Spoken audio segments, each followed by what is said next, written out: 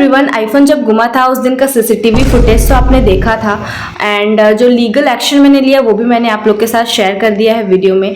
आज मैं कुछ सस्पिशियस चीज़ बताने वाली हूँ बिकॉज मुझे किसी के ऊपर शक है, कुछ मैंने नोटिस किया है। हाँ बोलिए, महाराणा प्रताप गार्डन के पास रहता है।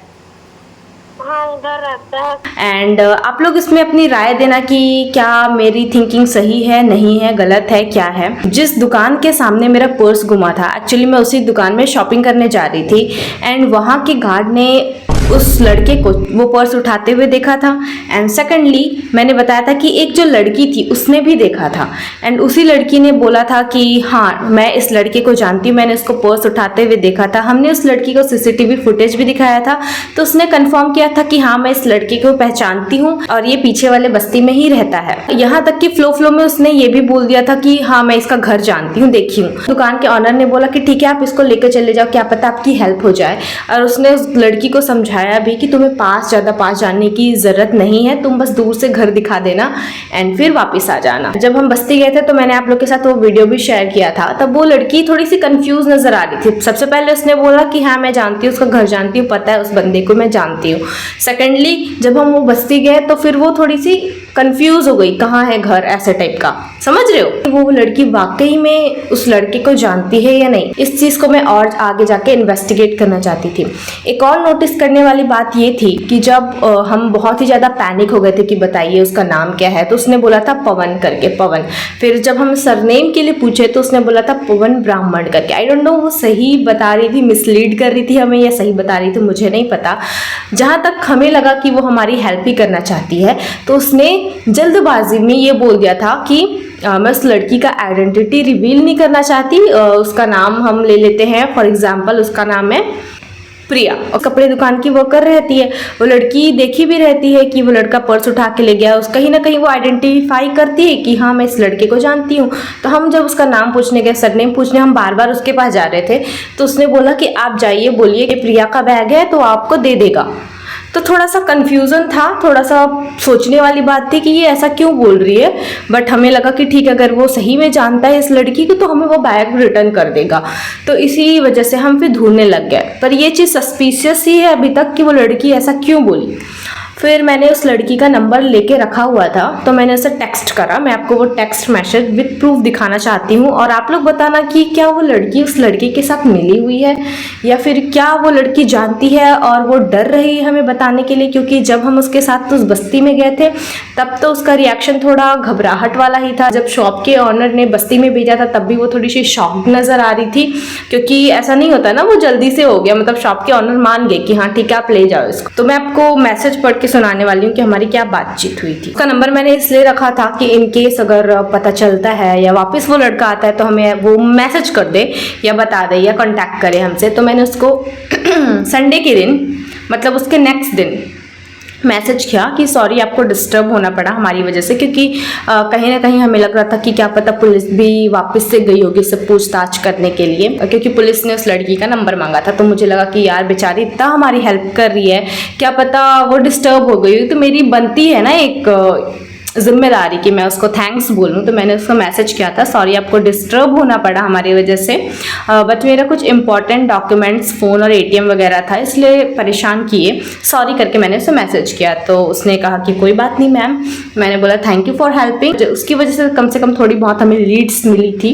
फिर उसने पूछा कि फ़ोन मिला नहीं, मैंने बोला कि नहीं मिला है, अर्जेंट डॉक्यूमेंट वगैरह है और स्विच ऑफ भी बता रहा है फ़ोन, बट मतलब जल्दी एक बार प्रोसेस कंप्लीट हो जाता है ना, लीगल प्रोसेस, तब फिर मिल जाएगा। वो भी कह रही है कि ठीक है मिल जाएगा मैम। हम बहुत ही नॉर्मल कॉन्वर्सेशन कर रहे थे उस समय, मेरे को उतना उस पर डाउट नहीं था, थोड़ा बहुत था बट स्टिल अब अच्छे कॉन्वर्सेशन में हम बात कर रहे थे। मैंने इसको थैंक यू बोला, फिर वो वेलकम बोली, ठीक है। उसने ये भी कहा कि अगर मेरी जगह कोई और होती तो फिर शायद आपकी हेल्प नहीं करती, जो कि मैं बहुत ज़्यादा अप्रिशिएट करती हूँ और सही में सोचती हूँ कि अगर उसकी जगह कोई और होता तो शायद हमारी हेल्प नहीं करता। उसने बोला कि आप सीसीटीवी फुटेज जो मेरे पास है वीडियो वो भेजिए।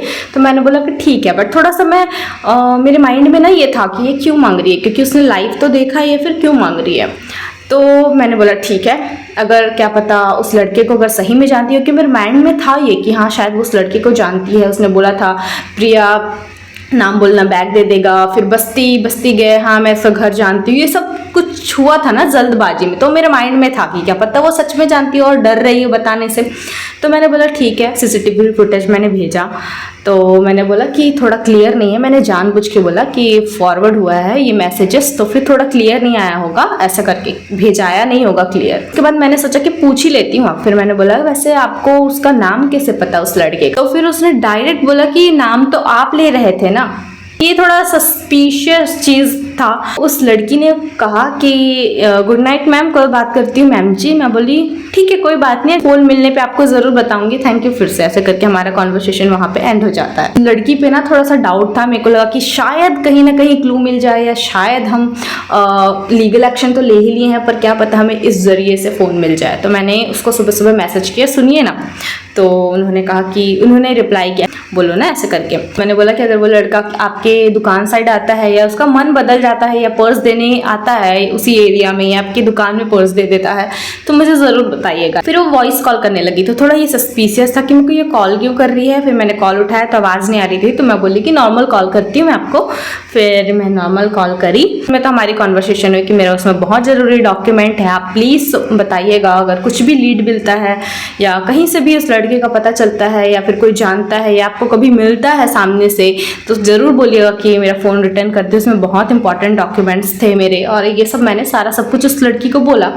तो उस लड़की का सामने से क्या रिप्लाई आता है कि हाँ मैम, मेरी फ्रेंड है वो बता रही थी कि उस लड़के का जो घर है ना, मतलब जो बस्ती हम कल गए थे साथ में उस लड़के को खोजने, वो वाला बस्ती नहीं है, उसके आगे एक और बस्ती है और एक चौक का नाम ली एंड बोली कि वहाँ पे एक गार्डन भी है, वो लड़का वहाँ रहता है। तो ये मेरे लिए थोड़ा और शॉकिंग था। फिर बाद में एक्चुअली मैं इसको रिकॉर्ड करना चाह रही थी, प्योरली नहीं रिकॉर्ड कर पाई पर कुछ पार्ट में रिकॉर्ड करी हूँ, वो आप लोग सुन लेना। कहाँ बोले? महाराणा प्रताप गार्डन के पास रहता है। हाँ उधर रहता है। सुनिए का पूछे ना एक लड़की को स्टैंड से, पुराने स्टैंड से, उसके नाम से पूछे ना तो वो वही जगह बताओ। ये मतलब कॉम्प्रोमाइज़ होके मगर मिल जाए, ऐसा भी नहीं बोल सकते कि उन्होंने चोरी किया, वो गिरा पड़ा था तो ले गए, ऐसा वाला सिस्टम है। तो हमें उनसे कोई दिक्कत भी नहीं है, ऐसा सीन है। तो बोल कम करिएगा ना मेरे को। तो ऐसा बोलती है तो मेरा मतलब दिमाग खिल जाता है, मतलब ऐसा क्यों बोल रही है। शुरू में मेरे को लग रहा था कि हाँ ठीक है वो हेल्प कर रही है, हेल्प करना चाहती है, और मुझे अभी भी लगता है कि वो हेल्प करना ही चाह रही थी। फोन गुमा था उस दिन, वो बस्ती लेके गई थी, बोली थी घर पता है, पर फिर वो घर नहीं ढूंढ पाई। उसके बाद जब मैंने उससे पूछा उसका नाम आपको कैसे पता, तो वो बोलती है आप ही तो नाम ले रहे थे ना उनका। फिर वो कॉल पे भी बोलती है कि हाँ ये लड़का लाइक वो वाली बस्ती में होता है, मेरी फ्रेंड ने बताया, मेरी फ्रेंड जानती है उसको। तो ये थोड़ा सा ना ऐसा लग रहा था कि वो लड़की ही है जो उस लड़के को जानती है, ठीक है, और शायद वो हमारी हेल्प कर सकती है। अगर उस लड़के से अगर उसकी बात हो जाए तो शायद वो हमारी हेल्प कर सकती है, और शायद हमें गुमराह करने की भी कोशिश कर रही हो, क्या पता वो लड़के से उसकी बात हो गई क्योंकि उसने सीसीटीवी फुटेज भी मांगा था, क्या पता वो लड़के को दिखाने के लिए मांगा होगा कि देख ले भाई तेरा सीसीटीवी फुटेज वगैरह पुलिस पकड़ लेगी तो फ़ोन वगैरह दे दे।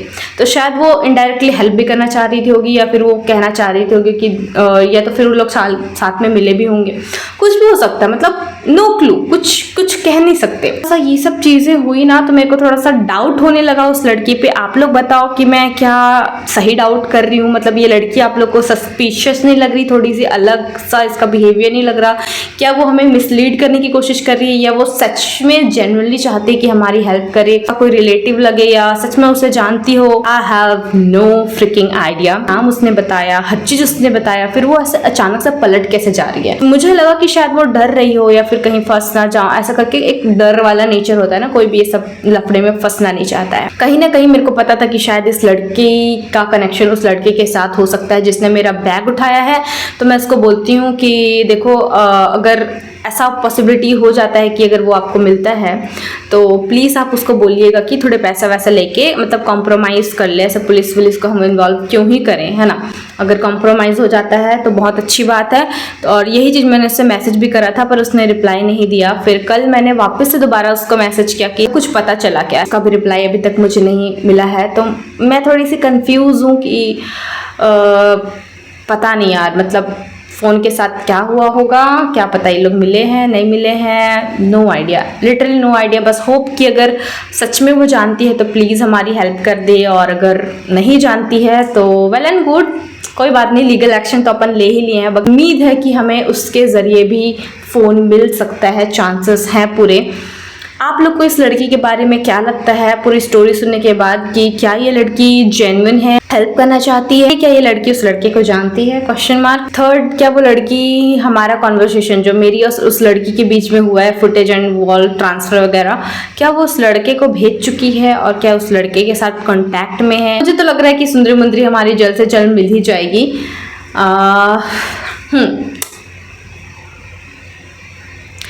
मैं थोड़ा अपनी सुंदरी मुंदरी को मिस कर रही हूँ, पर हाँ आई होप कि हमारी सुंदरी मुंदरी जहाँ भी हमें मिल जाए। एंड वो जो लड़का जिसने बैग उठाया या फ़ोन को लिया है, आई होप वो कहीं उसको फेंके ना, क्योंकि आईफोन की सिक्योरिटी होती इतनी तगड़ी है ना कि वो ओपन ही नहीं हो सकती, फिर वो बेच नहीं सकता, तो उसके पास कोई चारा नहीं होगा, डर के हमारे पुलिस के डर से या किसी के डर से वो फेंक दिया तो फिर वो दिक्कत वाली बात हो जाएगी। मैंने कमेंट सेक्शन वाला वीडियो डाला था जो आपके बहुत सारे क्वेश्चन से जिसका मैंने आंसर दिया था, उसके बाद उस वीडियो में भी बहुत सारे वियर्ड से क्वेश्चंस आने लग गए। उनके लिए मैं यही बोलूंगी कि आप अटेंशन के लिए नेगेटिव कमेंट मत करो, क्योंकि अभी मैं कोई ऐसा कमेंट सेक्शन वाला वीडियोस नहीं बनाने वाली हूँ, और ना ही मैं किसी का कमेंट सेलेक्ट करके उसको रिप्लाई करने वाली हूँ। और मैं अपडेट करते रहूंगी कि मिला नहीं मिला। बाकी अदर देन दैट बाकी और भी वीडियोस तो आते ही रहेंगे। And thank you for watching and thank you for supporting and keep loving, much love। और ऐसा सिलसिला चलता रहेगा। Keep smiling and take care, क्योंकि बहुत गर्मी हो रही है, तो stay hydrated। Bye guys।